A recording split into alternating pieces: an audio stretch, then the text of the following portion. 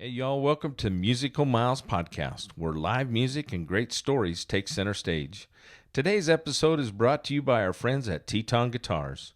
Whether you're picking tunes around a campfire or taking the stage at your favorite honky-tonk, Teton Guitars delivers rich, soulful sound built for the journey. Learn more at tetonguitars.com. Now let's dive into some music and memories.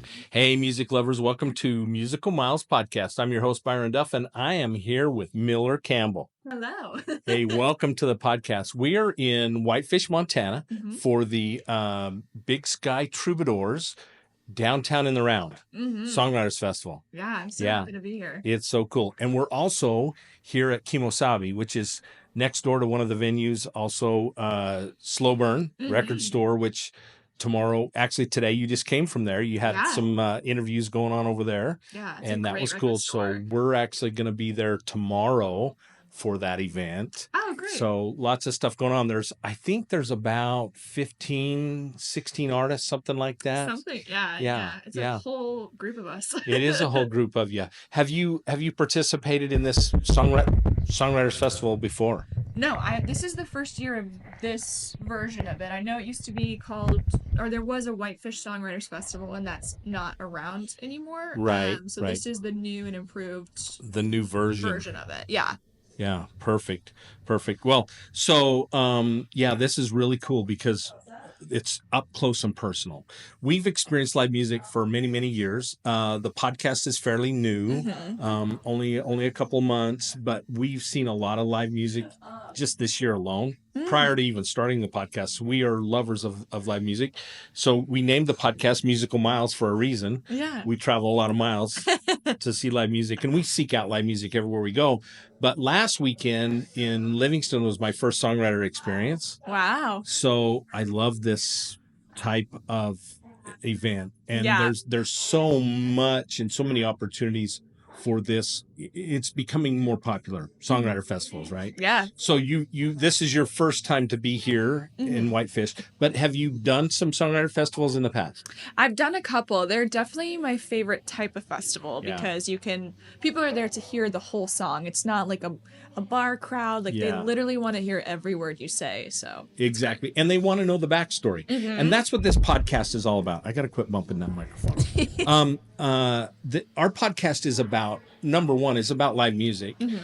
Number two, it's about the song and the backstories. We want to know what motivated you to write that song. And so we in the interview I did earlier today, the general consensus is when people listen to a song on the radio, they just assume that artist wrote it, and and they don't really know the story about it. They just know they like the song. And so what we want to do is share those backstories with our followers on the podcast and help them understand the whole process that goes into this, right? Yeah. So, well, let's talk a little bit about your background. So you grew up where?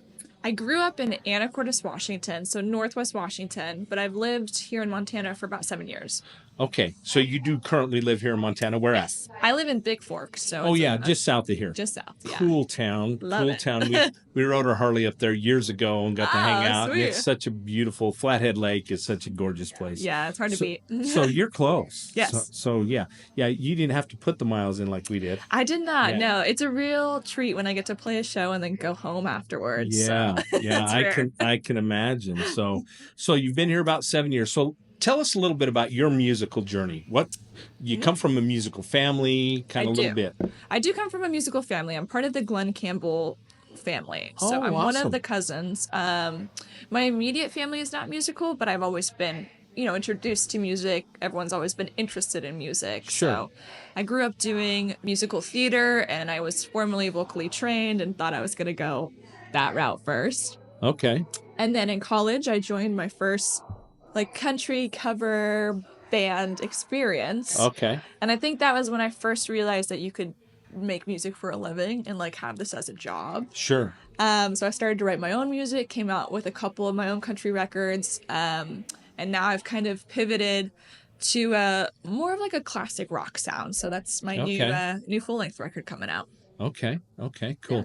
Well, what we try and do is always when we know we're going to get the opportunity to listen to someone. So we actually download the music on Spotify and listen. So we listen to some of your stuff. Mhm. I can't call any titles, and I apologize. Don't blame me. I did listen, but it gets a little overwhelming when you try and listen to music of 15 artists that you're going to try and interview over the course of a weekend. Sure. We're not going to get to interview all of them, but we did listen to everyone's music that we could find, and so we appreciate that. Mhm. And I loved what I did here. I enjoyed. Let's talk a little bit about you said you have an EP, or did you do a full vinyl, or? So I have released a couple EPs in the past, but now Okay. this will be my first full-length record. Okay. I've released 3 singles off of it so far, but Okay. the full record doesn't come out till next spring. So, and you're calling this more pop or rock? It's more rock. It's More very rock. inspired by classic rock, like Tom Petty, Okay. The Pretenders, REM, so that whole Okay. genre of music. Okay. Well, you call that classic rock. I'm an old man. I call the Eagles and Creedence Clearwater and America. Yeah, that's classic rock to me. But Yeah. but yeah, you're a little bit younger. So Mhm. but all great artists that you mentioned, REM and Tom Petty. What a great inspiration. And Tom Petty's inspired multiple generations of musicians, right? Absolutely. Yeah. And he was inspired by, obviously lots of great artists prior. Yeah, the Birds, any of like the Laurel Canyon artists of that era, the Beach Boys, Sure, and everyone sure. was there collaborating. So Yeah. So let's talk about the songwriting process, because you, as a songwriter, do you collaborate a lot, or are you an independent? You like to write by yourself? I do like to write by myself. I do co-write. My main collaborator on the whole record is my producer. His name's Matt Drenick, and he goes Okay. by an artist named Battle Me. And he is really the only person that I would write every song with for the rest of my life. Like, Okay. he is just, we click. It's like nothing I've ever done in a co-writing session before, so it's really rare to find that person. Okay. And he lives where? Los Angeles. He's in LA. So you spend time back and forth between LA and I Montana. do, yeah. Okay. You spending a lot of time in California? A lot, yes. Okay. I've spent the last few months there, but I go every other month at least. Okay. Okay. So at what point did you really start playing the guitar and some of those things? I mean, how old were you when you really picked it up? I was older than I guess a lot of people are. I was 19 or 20 when I really first started writing music and even exploring it. So Sure. yeah. So do you go through the practice of, are you a journaler? Do you do journaling, or do you just have an idea and write it down? Or because I know a lot of artists literally sit down every morning and journal. Yeah, I don't do that. I wish I was that dedicated and diligent about it. I'm a lyricist first, so I write words versus a composer that like hears music. Sure. So I definitely am more on the word side of things, but I just write little sentences throughout my day of things people say or catchphrases or weird notes, and I collect them and I have them in categories. So when I go down and I'm trying to like write a song about this one feeling, I have some ideas from the past. Okay. And then do you do the same thing with music? Do you find yourself playing your guitar and a series of chords and just a strumming pattern and just something to, and then you build from there? I build from there. Yeah. Okay. So if I write a song, like if I'm going to bring it to my collaborator, I'll write very basic chords, but the song will be there, the words, and then they kind of can hear like, oh, this would be a cool key change, or this thing would be great here. Sure. So they do help me a lot musically, take it in new directions. Okay. Yeah. Cool.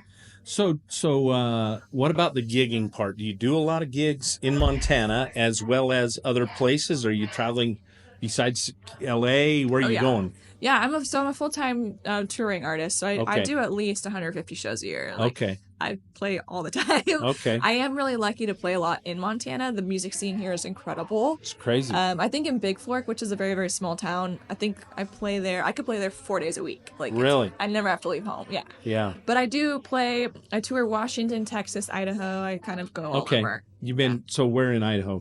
I did a stint this last summer at Priest Lake, which I loved. It was so beautiful. Yeah. We kid those guys in that part of the state that's not Idaho, that's Washington. It's just an extension of Washington. I know. Because you can actually jump across the panhandle from Washington to Montana, almost. Yeah, literally in the same day. It's pretty close. Yeah. It's pretty close. So we live in southeast Idaho, so down by Idaho Falls. Yeah. Yeah, more in that area. Have you ever come down and done any shows down there? I have not been down there yet. Well, we'll need to stay in contact, and maybe we can help you scare up some business down there. Would love that. Because it'd be cool to, and that's the cool thing about this.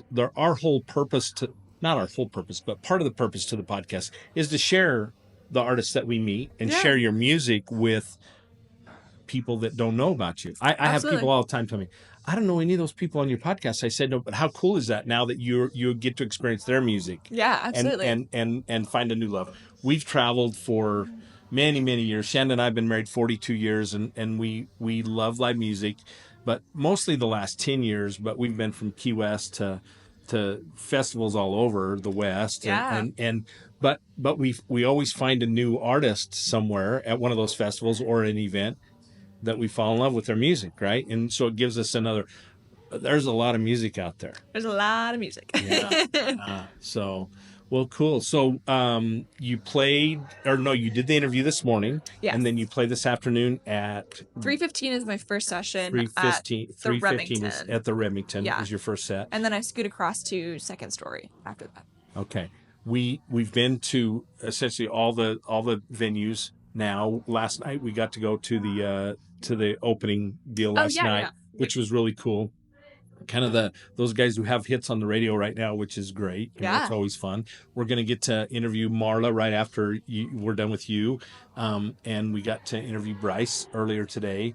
And then we're going to interview Joe tomorrow. Oh, great. So all extremely talented and just wonderful because people don't know, like we talked, you think about the artists on the radio today. Everybody's like, oh, well, that's, Luke Combs wrote that song. Most likely not. Yeah. They're artists, they're singers. Totally. Some of them are singer-songwriters, and that's a conversation with Bryce. He said, look, he'll get a phone call from John Party and go, hey, I need you on the bus. We're going to do some writing over the course of the next week or 10 days or whatever, and he'll fly out, meet up with him where he's on tour, and then spend the time writing. So yeah, that's great. That'd be a cool gig to have. It'd be really great. Yeah. So you have something to look forward to down the road, right? Yeah, definitely. Yeah, fun. Well, so tell us any other things you want to share with us about yourself and about your music. So your music is available on all streaming platforms. Yes. Yeah. Spotify. When is your release of your new album? It's not until next year, so 2025, but I'm doing it in singles. So the next song comes out October 25th. Okay. And then I'm going to do a minor part of the record, like part A of it, on November 29th, and then I'll just keep rolling it out through the year. Tell us some of the titles of the recently singles that you have released for this new album. All Night was the first one. Okay. Little Things is second, and Self-Medicated is third. I do remember Self-Medicated. Yeah. Okay. Yeah. Okay. Yeah, cool. So over the course of the next 6-8 months, you should have everything released. Is that kind of the plan? That's the plan. Yeah, it's a big record. We did 14 songs, so it's going to take a minute to roll it out. Yeah. So now, will you press it into vinyl? Oh yeah, when I do the full length. When the full length is done, planning on doing that. Absolutely. And so okay, cool. Yeah, I can't wait for that. Yeah, that'll be fun. Yeah, fun. So what's the title of the album? I don't know the full length title yet, but it's definitely still work in progress with the branding. But yeah, we're heading out on tour next month to Europe to go promote it for the first time. So it's going to be really fun. Cool. What countries are you going to? We start in the UK and then we work our way through the Netherlands. Awesome. Yeah. Awesome. We have some artists that are we're going to interview. We're headed to Texas next week. JD Graham and Zach Aaron, and they're in the Netherlands or have been in the Netherlands this week or last week and this week. I think they should be home soon. It's a huge touring place. Which is so crazy random to me. It's crazy to me that there's so much love for American music over there. Oh yeah, yeah. In every genre, right? Absolutely. Yeah, it's a big selling point. yeah, that's cool. Well, that's awesome. So you're headed out next month. Next month, to start. I think I leave on Thanksgiving Day, and I'll be out for about a month. Be home for Christmas. Yes, yeah. Okay. In time to sing Christmas carols. Yes, yeah. You're not going to put out a Christmas song? No, I will not put out. No, it's I'll leave that to the crooners. It's cool. There you go. There you go. Well, cool.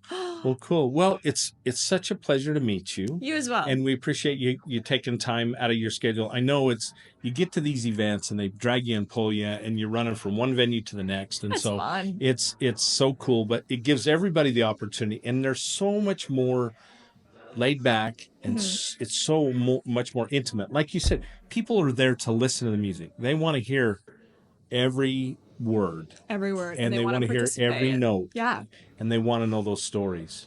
So, and that's what I love about songwriting, is that you're all storytellers, and that's what makes it fun. All right, well, before we go, will you grab that guitar right there? I'll hand it to you. I don't want to knock here. Do you need a pick? No, it'll be okay. Okay.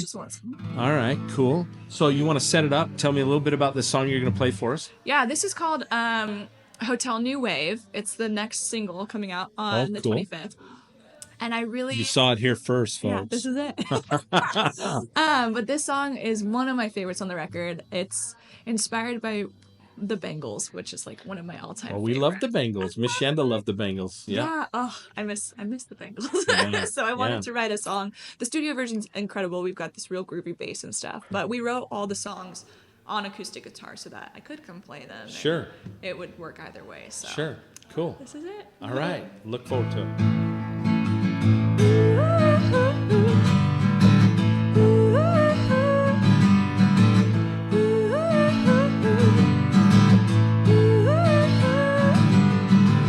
Hotel New Wave, I think I'm gonna get around it someday. It's high beams, it's obscene. I think it's something in the walls that made me late.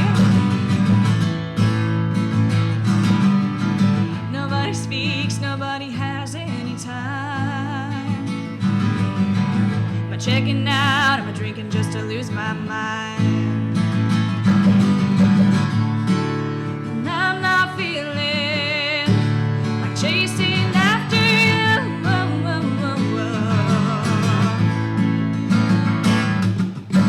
Caught in the middle of a heart that's breaking. I'm moving over just to see it through. All messed up because they pull me apart, all just to be with you. Stuck in the middle of a heart that's breaking. I'm moving over just to see it through. All messed up because they pull me apart. Oh, I guess I'm chasing you. So come on, man.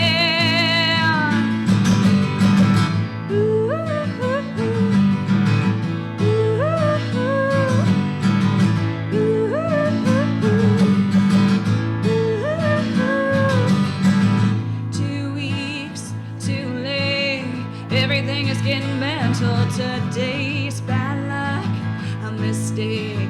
I think it's something in the walls that made me break. Nobody speaks, nobody lives all the time. Am I checking out? Am I drinking just to lose my mind? And I'm not feeling chasing after you.